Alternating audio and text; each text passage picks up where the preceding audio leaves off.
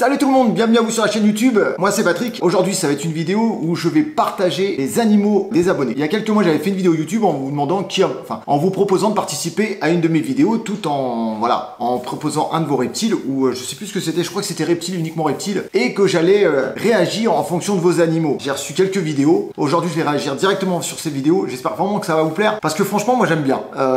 Quel que soit l'animal, quelles que soient mes préférences au niveau des reptiles, tous les animaux moi me fascinent. Les animaux qui sont chez vous, franchement, ça me plaît. J'avais déjà fait une vidéo comme ça de partage où je regardais vos terrariums plantés. Les gens en sont friands de ce genre de vidéo parce qu'ils aiment bien voir ce que les autres possèdent. Et moi, c'est pour ça que si vous avez envie de me partager vos animaux, que ça soit photo ou vidéo, je vous invite à vous abonner à mon compte Instagram, l'œil du Celte. Donc voilà, tout simplement. Et là, ça vous permettra de m'envoyer vos photos et j'aime bien réagir. Je vous donnerai mon ressenti par rapport à l'animal. Donc on va passer sur les vidéos des abonnés. Alors si je ne m'abuse, j'en ai 1, 2, 3, 4, 5, 6, 7, 8, 9, 10, 11. Il y a 11 vidéos partagées, donc je vais réagir à chaud. Vous me direz votre ressenti. Bon déjà tout de suite, le petit pouce bleu, on s'abonne et surtout le commentaire en fonction des animaux. Donc il y en a 11. Moi ce que j'aimerais bien, c'est que vous mettiez dans vos commentaires, vous, quel animal vous aimeriez me partager? C'est aussi grâce à vous que la chaîne existe, donc au moins j'aurai votre retour. Et puis si vous avez envie, comme je vous dis, de me partager, hop, Instagram, l'œil du Celte. Allez, c'est parti. Donc le premier serpent, on est sur Loïs Artal. Donc de toute façon, vous avez le petit lien qui va sur le compte Instagram de la personne qui m'a partagé entre guillemets son contenu, donc son reptile. Donc n'hésitez pas à aller la checker ou vous abonner si vous le désirez. Donc là on est sur un... Waouh. Alors déjà moi j'étais assez fan de python avant, donc comme vous savez j'ai arrêté. Là on est sur un python, alors Regius Vanilla Pastel Skyless Head. Donc c'est la tête, il n'y a pas d'écailles. C'est vraiment super beau. Ah ouais, c'est vraiment une belle bête, il n'y a pas de souci à dire. Franchement, moi je vous dis clairement, ces animaux-là, le python Regius, il y a un moment donné, vu que comme vous le savez, je passe mon CDC, et c'est vrai qu'à un moment donné, je me suis dit, le python Regius c'est quand même un animal qui est super sympa à reproduire, qui est vraiment assez exceptionnel. Je parle au niveau des mutations, il y a énormément de possibilités. Et je me dis des fois, alors est-ce que je le ferai ou pas? Ça c'est, là on est plus proche du non que du oui, mais un python Regius, même un classique. Vous vous rappelez quand je disais, pour ceux qui me connaissent depuis assez longtemps, avoir un classique chez soi, c'est la base. C'est vraiment la base au niveau de la terrario. Et des fois je me dis, putain, faire de la repro comme j'avais fait avant, c'était super passionnant, et que j'ai arrêté au moment où l'arrêté du 8 octobre 2018 était sorti. C'est quand même une espèce hyper sympa à reproduire. Des fois ça travaille énormément dans ma petite tête, mais voilà, j'ai des priorités entre guillemets, et voilà, le python Regius n'en fait pas partie, malgré franchement que c'est une dinguerie. Second reptile, on est chez LSP Corentin, et là on va sur du gecko léopard. Alors il ne m'a pas mis la phase. Déjà on voit le terrarium. Petit aménagement sympa. Oh, alors si vous savez dans les commentaires, n'hésitez pas à me mettre la face de ce gecko léopard. Je ne sais pas du tout ce que c'est. Alors gecko léopard, c'est pareil, c'est une espèce qui m'aurait tenté. Le principe c'est que moi je fais déjà du gecko à crête, et comme j'ai d'autres espèces de gecko en tête, entre guillemets, à faire, voilà, pour l'instant c'est pas du tout prévu. Le gecko léopard, c'est vrai que c'est une espèce aussi qu'on conseille énormément aux débutants. Et c'est une espèce qui m'a, moi, à un moment donné, qui m'a demandé est-ce que j'en prends, est-ce que je fais de la repro. Ça peut être intéressant parce que il y a pareil des phases qui sont magnifiques. Moi, je suis très attiré par tout ce qui est tangerine. Alors si je me trompe, dites-le moi dans les commentaires. Moi, je suis très attiré par le jaune intense. Franchement, c'est une espèce qui est assez sympathique, qui a une bouille d'enfer. Alors pour les gens, je vous dis clairement, qui sont amoureux de la photo, je peux vous assurer que c'est une espèce, si vous, franchement, vous êtes fan de la photographie animalière, c'est une espèce de dingue. Déjà, rien que pour la beauté de la bête, vous pouvez y aller tranquillement. Et puis, c'est une espèce qui est super sympa au niveau du maintien. C'est une espèce sympa. Moi, après, c'est une espèce que je peux recommander sans problème. Alors, prochain animal, on passe sur un Furcifère pardalis. Alors, c'est Ambibole ou Ambilobe, je sais plus, je crois que c'est, je sais plus. Bref, de chez Nini & Co. Donc, merci à toi. Oh, il est tout jeune. Ah, puis ça mange bien. Hein. Alors, moi, franchement, je sais pas si vous êtes comme moi. Je pense que le caméléon au niveau tête, au niveau bouille, je pense que c'est pour moi un des reptiles les plus attachants au niveau de la bouille. Je sais pas, alors après c'est peut-être mon point de vue est biaisé parce que j'en ai eu un. Et c'est vrai que je sais pas, je trouve que le Furcifère pardalis ou le caméléon casqué du Yémen, je trouve que c'est vraiment des spécimens super sympas, intéressants, qui nécessitent un beau flexarium. On peut faire des super aménagements. Alors est-ce que j'en aurai à nouveau dans mon élevage?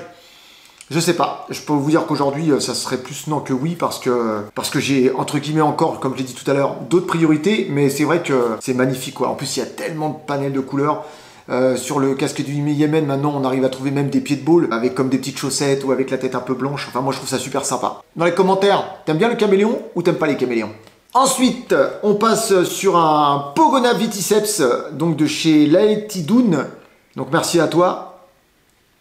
Ah, et ça, alors pareil, le regard des Pogona. Moi, j'adore. Je sais pas enfin, je sais pas, après, c'est vraiment une question de point de vue. Moi, je trouve ça super sympa. Pourquoi? Parce que ça a une bouille, ça vous regarde, ça vous toise. Et je trouve ça assez génial. Après, c'est une question de point de vue. Comme vous savez, moi, j'en ai un à la maison. Et j'avoue que les Pogona, le Pogona, c'est une espèce qui est quand même assez facilement manipulable. On peut apprendre avec. On peut se lancer un terrarium avec. Alors, c'est vrai qu'il y a des tailles de terrarium à respecter. 120, 50, 120, 60, 60 minimum. Un 150, franchement, au niveau terrarium, ce serait le mieux. Avec du chauffage, des UVB et ainsi de suite. Et un certain substrat. Mais après, c'est un animal de dingue. Je vous dis, pour les gens, parce qu'il y a beaucoup de gens qui me demandent, moi, je cherche un animal à manipuler. Alors, même si moi, je suis contre la manipulation à outrance. Si on vous conseille un lézard qu'on peut manipuler de temps en temps, c'est vrai que le Pogona en fait partie. Ou Agame barbu ou Pogona Viticeps. Ensuite, on passe sur Arthur KLP qui nous partage un Acanthosaura nataliae. Oh, il est tout mignon, il est tout petit. Oh, c'est tout petit. Ah, franchement, les juvéniles, ils ont une bouille. C'est un truc de dingue. Alors, je connais pas trop cette espèce, hein, j'en ai déjà vu, mais c'est vrai que... Oh, comme il est tout petit. Alors désolé, hein, c'est Léon qui est en train de faire le con encore derrière, comme d'hab. Ah, c'est chouette comme espèce. Alors qui en a, tiens? Parce que c'est vrai qu'on n'en voit pas beaucoup. Enfin moi, personnellement, on m'en partage pas beaucoup. Qui a de l'Acanthosaura chez lui?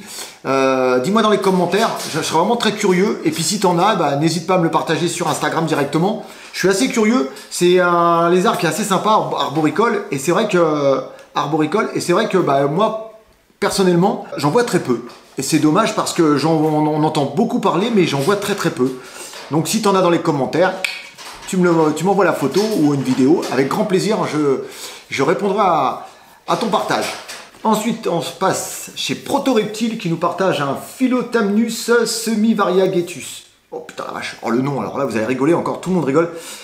Serait-ce une couleuvre asiatique ou pas? Si vous le savez, dites-moi dans les commentaires. Franchement, les serpents arboricoles verts sont sublimissimes. Le terrarium, il est hyper bien agencé en plus. Ah, c'est propre. Et souvent dans les vidéos, on a tendance à préférer ou les serpents terrestres ou les serpents arboricoles. Et c'est vrai que dans le domaine, entre guillemets, des serpents arboricoles, c'est vrai que en général, les couleuvres asiatiques sont quand même assez sublimes. Hein. Alors, je sais pas si c'est mon avis perso. Peut-être que je me trompe, mais je trouve que les couleuvres asiatiques sont vraiment super belles. Tout ce qui est Goniosoma et ainsi de suite, je trouve ça beau. Voilà, là je connaissais pas du tout cette espèce. Les noms en plus, comme vous le savez, j'ai énormément de mal à prononcer les noms. Ou alors je mange des syllabes et ça vous fait bien rire à chaque fois. C'est pour ça que les vidéos, quand je fais des vidéos unboxing et autres, vous avez tendance à bien vous foutre de moi. Ensuite, on est chez Davidom 1988 avec une Pardalis. Ah là là là là. Les tortues, c'est un kiff. C'est un vrai kiff. J'en ai pas chez moi parce que malheureusement, je n'ai pas la place et mon jardin n'est pas suffisamment grand. Wow, elle est magnifique. Elle est magnifique. Elle est sublimissime. Je veux pas dire une chose, mais c'est vrai que en termes les tortues en général sont sublimissimes. Que ça soit aquatique, semi-aquatique ou terrestre. Voilà, les tortues c'est vraiment sympa, c'est une bouille de dingue. Alors après c'est vrai que les tortues ont une durée de vie qui est très très longue pour certaines, donc faut faire un choix, c'est pas un achat qui est fait à la légère, donc comme tous les reptiles, faut faire très très attention. Mais qu'est-ce que ça me tente de prendre une tortue? Oh là là là là. Je vous le dis clairement, c'est un projet que j'aurai dans quelques années. En termes d'animaux que j'aurai dans mon élevage par la suite, la tortue en fait partie. Et je pense que ouais, il y en aura un jour à la maison, mais voilà, il faut d'abord que j'ai un plus grand jardin parce que voilà, ça serait une tortue vraiment qui pourrait vivre en extérieur parce que moi c'est vraiment mon but, c'est d'avoir une tortue en liberté quoi. Enfin semi-liberté avec un enclos. Ensuite, on est avec Salim le 93-92 avec son boa du Nicaragua. Alors, comme vous le savez, je kiffe les boas. Et enfin, franchement, ton spécimen, je viens de remarquer. Je suis en fond d'écran. Franchement, si vous l'avez pas vu, regardez les gens, il m'a mis en fond d'écran. En gros, il y a une de mes vidéos qui tourne avec Léon dans les mains, avec des gants. Oh là là là là. Ah là là, super beau ton boa, Salim. Magnifique. Magnifique. Ah ouais, moi les boas, je vous le dis clairement, les boas, c'est un kiff les boas. Parce que comme vous le savez, moi j'aime bien les serpents qui sont mastodontes ou alors qui ont du caractère. Et c'est pour ça que dans mon élevage, il y aura peut-être d'autres spécimens, il y aura peut-être une évolution dans le terme du serpent. Pas en revenir exactement à ce que j'avais avant parce que, comme vous le savez, j'ai fait l'impasse sur certaines espèces. Mais voilà, il y a des animaux qui me donnent envie de replonger, mais voilà, on va attendre un petit peu, on va se laisser le temps. Déjà le CAPA, l'élevage, la repro sur certaines espèces, et après petit à petit... on reviendra peut-être à des fondamentaux, on va dire. Ensuite, on est sur Hydrosaurus elebensis de chez Gauthier de la Vase. Bon, ça, vous le savez, hein, c'est même pas un secret de polichinelle. Hein, je vais en avoir un ou deux à la maison. Il me tarde. Qu'est-ce que c'est beau. Qu'est-ce que c'est beau. Ah, c'est vraiment un lézard qui me botte parce que déjà, il est arboricole, il a une certaine dimension. Taille, voilà, c'est un lézard qui me plaît énormément. Waouh. Waouh, super.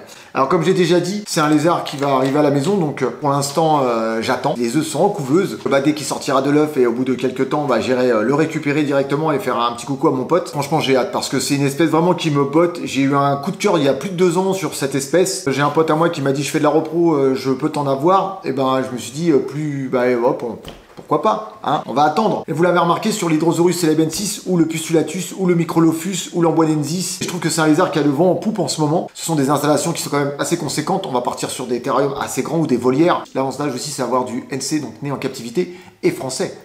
Ça n'a pas de prix. Ensuite, on passe chez Nates 3036 avec un Morelia azurea. Oh là là là là là. Vous savez, j'ai eu du Morelia viridis chez moi. Bon, malheureusement, il n'y en a plus. Mais c'est vrai que c'est une espèce qui me plaît tellement, qui m'a plu, qui me replaît. Enfin, c'est même pas une question qui me replaît, c'est que j'adore. Et regardez-moi, quand vous voyez ça, cette beauté, c'est un truc de fou, quoi. C'est une espèce de dingue. C'est magnifique. C'est pour moi un des plus beaux serpents arboricoles qui existent aujourd'hui dans la nature. C'est sublimissime. Alors, c'est comme tout. Est-ce qu'un jour, je repartirai sur du Morelia viridis? Je ne sais pas.